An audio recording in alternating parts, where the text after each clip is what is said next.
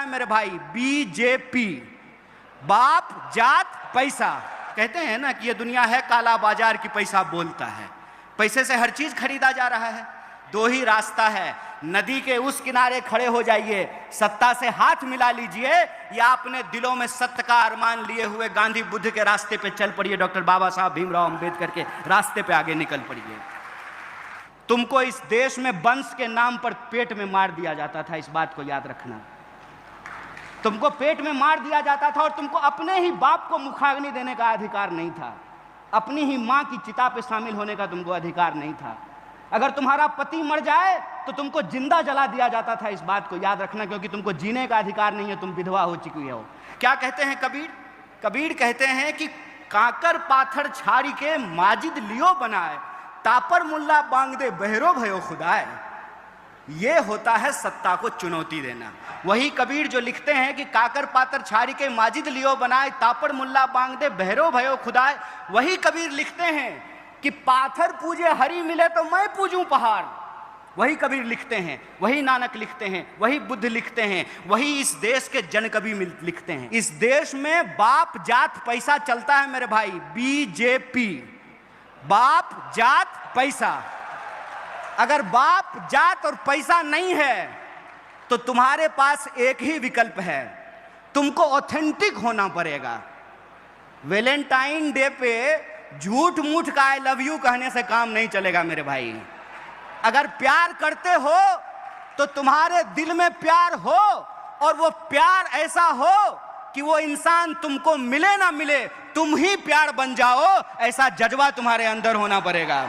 और ऐसा जज्बा अगर तुम्हारे भीतर है तो मैं तुमको एक बात कह देता हूं, कोई बाप ऐसा बच्चा नहीं पैदा किया है कि संघर्ष की कोख से पैदा होने वाले इंसान का रास्ता रोक दे।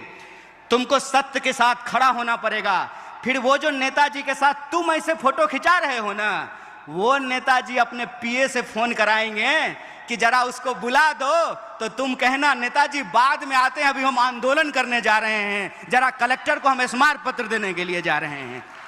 राजनीति का मतलब सत्य के लिए संघर्ष करना होता है, और सत्य की एक विचारधारा होती है, इस बात को याद रखना। अगर बुद्ध ने उंगली माल को संत बना दिया अपने अहिंसा से, तो तुम भी आज के उंगली माल को रास्ते पे ला सकते हो अपने संघर्ष से। बस इस बात को याद रखना। आजकल ना जब आप पॉलिटिकल नैरेटिव को सुनेंगे, या किसी मंच पर जाएंगे, किसी टीवी डिबेट में जाएंगे, किसी क्लासरूम में अगर आप किसी टीचर को सुनेंगे, तो आपको ये महसूस होगा कि किसी के लिए राजनीति मैथमेटिक्स है।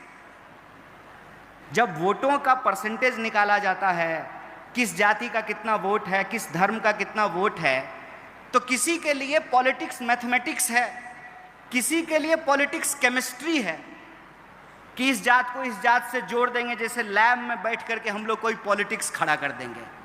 और किसी के लिए पॉलिटिक्स इकोनॉमी है, कितना पैसा खर्चा होगा, धन कहाँ से आएगा, चंदा कहाँ से आएगा। और आजकल चल भी यही रहा है, तुम मुझे चंदा दो मैं तुम्हें धंधा दूंगा, आप मुझसे चंदा लीजिए, फिर जब हमारी सरकार आ जाएगी तो हम आपको धंधा दे देंगे।